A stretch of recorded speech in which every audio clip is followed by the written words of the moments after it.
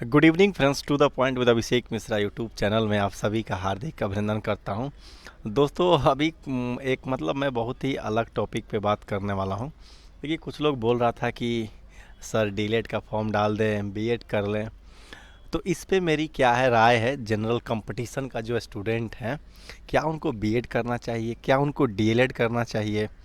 मैं इसी के रिगार्डिंग कुछ अपना पर्सनल एक्सपीरियंस मैं शेयर कर रहा हूँ। देखिए, एक जो कॉम्पिटिटिव स्टूडेंट है उसको डीएलएड और बीएड के बारे में सोचना भी नहीं चाहिए, ठीक ना। बिकॉज और क्या है कि जैसे कि हमारा जो क्वालिफिकेशन है, जैसे मेरा ही है, वो सिंपल ग्रेजुएशन है, ठीक ना। वो भी आर्ट्स से पॉलिटिकल साइंस मेरा ऑनर्स रहा है और हिस्ट्री सब्सिडरी में रहा है। और मेरा बीपीएससी का ऑप्शनल भी हिस्ट्री ही है। और एक सदमे में मैं हिस्ट्री ले लिया, पता भी नहीं चला कि हिस्ट्री क्या है नहीं है। सब्जेक्ट में मैं ले लिया और फिर लोग कहता कि बहुत टफ़ है, बट कोई बात नहीं है, टफ़ है तो है। इतिहास लिए हैं और इतिहास लिखेंगे, but we have to see when the times comes. तो अभी क्या है कि हम लोग इस मुद्दे पे बात करते हैं कि जैसे बीएड और डीएलएड जो है ना, ये आप कीजिएगा तो जीवन में जैसे जो कंपटीशन से हार जाते हैं ना, ये उन लोगों के लिए है जिसको लगता है कि नहीं मेरा अब कहीं नहीं हो पाएगा, तो वो बैकअप के तौर पे लेते हैं। पता है ना, बड़े बड़े जो प्राचीन काल के योद्धा होते थे, बहुत आपने ऐसी कहानी सुना होगा कि जब वो किसी के राज पे आक्रमण करने के लिए जाते थे तो जिस पुल से जाते थे वो पुल को उड़ा देते थे। क्यों?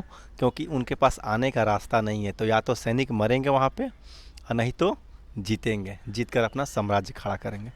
तो देखिए, यदि आप में टैलेंट है तो आप ऐसे कोचिंग खोल दीजिए, आप ऐसे कहीं पढ़ाइए। If you have talent there is no need of ज बीइंग डूइंग बीएड और डीएलएड। ये उन लोगों के लिए है जो खास करके जो लड़कियां जो जो आउटस्कर्ट से हैं, जो बाहर कहीं जाकर पढ़ाई लिखाई नहीं की। आप जब कॉम्पिटिटिव इतना तैयारी कर लिए, बाहर में रहें, बाहर में रह के आपसे लोगों को कितना उम्मीद होगा कि मेरा लड़का ये करेगा वो करेगा। कोई एक प्रतिष्ठित पोस्ट लीजिएगा। फिर देखिए, हम ये नहीं कह रहे हैं कि ये शिक्षक का पोस्ट खराब है, बट एक पैसन होता है टीचर बनने का। हमको तो इंडिया में जल्दी कोई मिलता ही नहीं कि जो कहे कि हमको टीचर बनना है। सब आदमी हारा हुआ व्यक्ति टीचर बनता है मैक्सिमम। वो अपने क्षेत्र में हार गए, जिस क्षेत्र की तैयारी करते थे नहीं हो पाया, तो फिर then he starts teaching.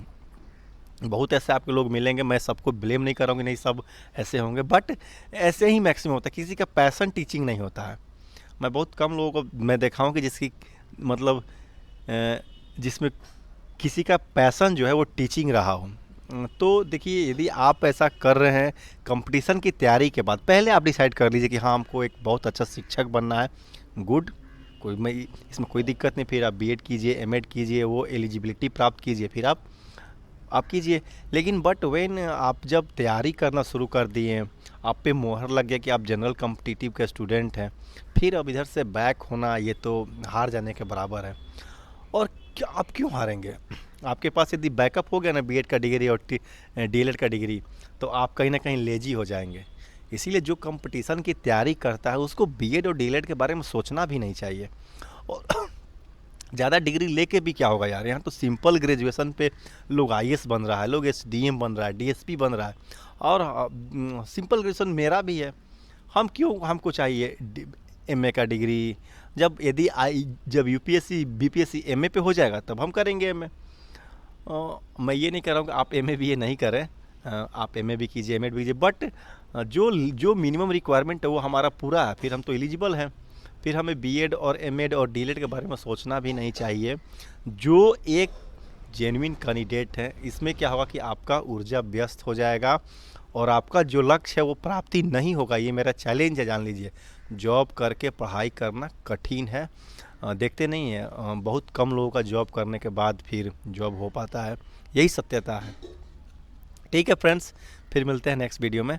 Thank you. But मेरे हिसाब से जो तैयारी करते हैं, जो जेन्युइन स्टूडेंट हैं, उनको इसके बारे में नहीं सोचना चाहिए। ठीक है फ्रेंड्स, बाय।